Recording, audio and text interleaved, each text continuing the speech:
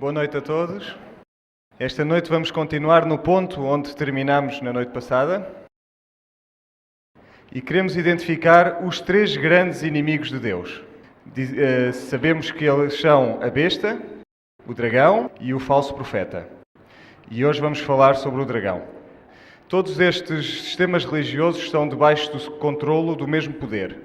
E então, qual é a agenda deste movimento que é a Nova Era? Atrás de qualquer destas coisas vão encontrar um jesuíta. O pai do movimento da Nova Era é Teilhard de Chardin, que era um jesuíta. Ele sonhava com a fusão entre a humanidade e Deus e cada um realizando a sua própria divindade numa coisa que ele chamava o ponto ômega. Ele também é o cérebro que esteve por detrás das Nações Unidas. Teilhard de Chardin escreveu que o mundo precisa uma convergência de todas as religiões e um Cristo universal que satisfaz todas essas religiões. Esta é a única esperança para a humanidade, dizia ele. Isto significa que este Cristo tem de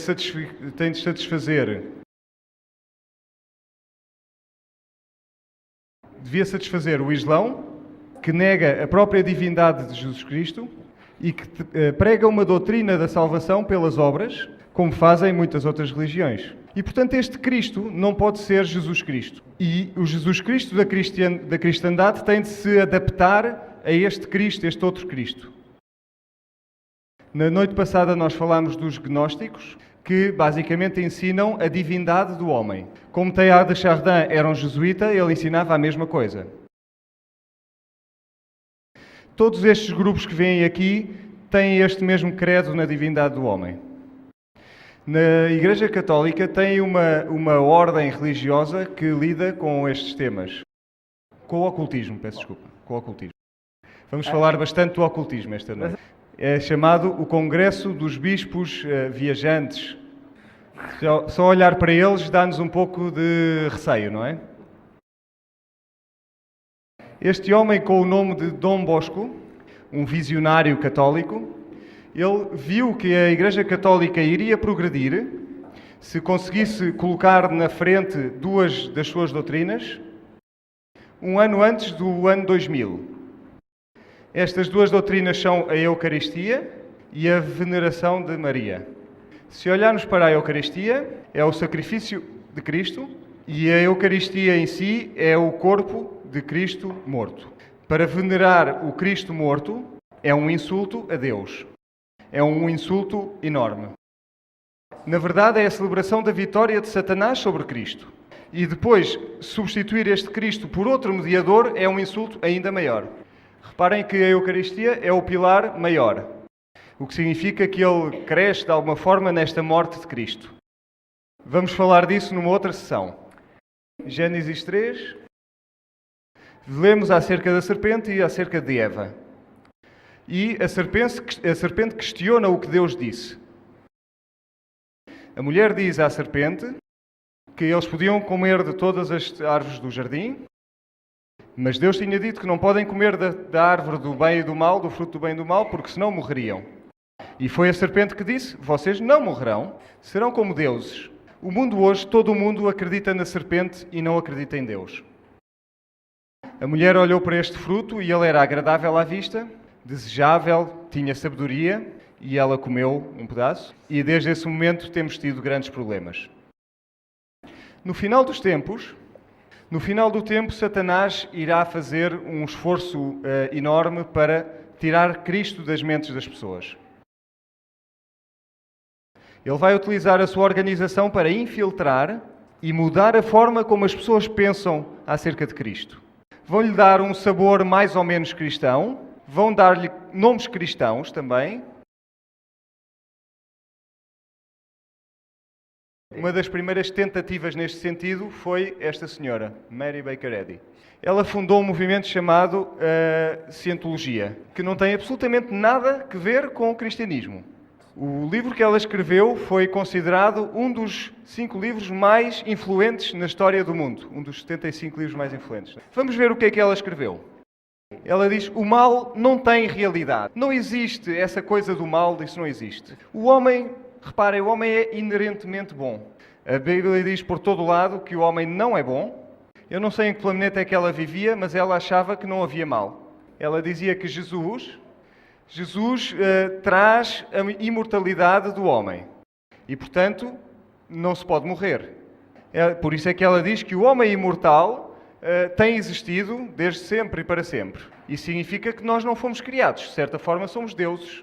Ela diz também que a morte é apenas uma ilusão, que contradiz a natureza dos seres humanos. Portanto, somos imortais, somos deuses e não podemos morrer. Isto é a linguagem divina ou a linguagem do inimigo? É a linguagem da serpente, seguramente. A alma, ela diz que a alma é o princípio divino do homem e, portanto, somos imortais. Isto é a serpente a falar e a ensinar. Quando ela fala acerca do homem e da mulher, como existentes no divino, de um Deus divino masculino e feminino. Isso é androgenia, que significa masculino e feminino, de certa forma, misturados. Ok. Quem é que na Bíblia, ou quem é que Deus diz que é ao mesmo tempo macho e fêmea? Lúcifer é ao mesmo tempo macho e fêmea. E esta ideia apela a muita gente hoje em dia. Mas a Bíblia diz que Deus não é pai, mãe e criança, é pai, filho e Espírito Santo. Portanto, a cientologia foi um dos primeiros movimentos. A seguir apareceram os Mormons. São chamados os santos dos últimos dias de Jesus Cristo.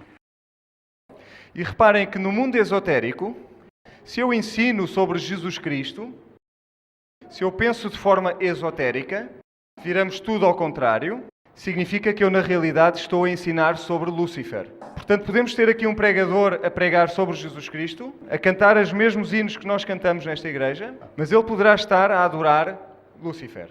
E, portanto, temos de prestar muita atenção ao que ele diz para podermos distinguir quem ele realmente está a adorar.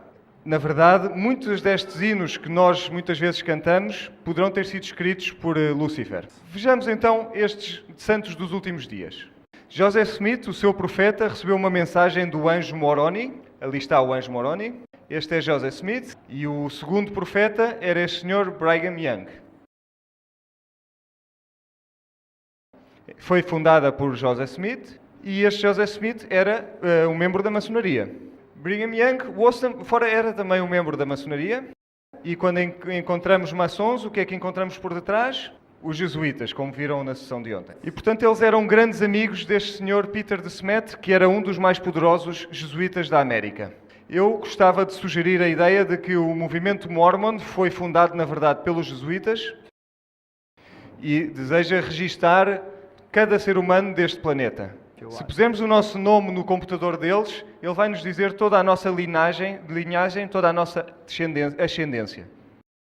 Aqui temos uma imagem de Joseph Smith a receber as tábuas do anjo Moroni. Será que ele era mesmo um maçom ou não? Maçom. Isto é a sua autobiografia e, portanto, algo que foi escrito por ele próprio. E ele diz, nesta tarde eu tinha recebido o primeiro grau de maçonaria naquele local, na minha sede de escritório, no meu escritório, digamos. Eu estava com a loja maçónica e subi ao nível sublime. Portanto, ele era um maçom de alto nível. Quem era o Deus deste homem? O seu Deus era Lúcifer. E, portanto, os seus ensinamentos terão de ser exatamente o oposto da Bíblia. Se olharmos para os rituais, têm os mesmos rituais e os mesmos aventais da maçonaria e apertos de mão da maçonaria, um pouco diferentes, um pouco modificados.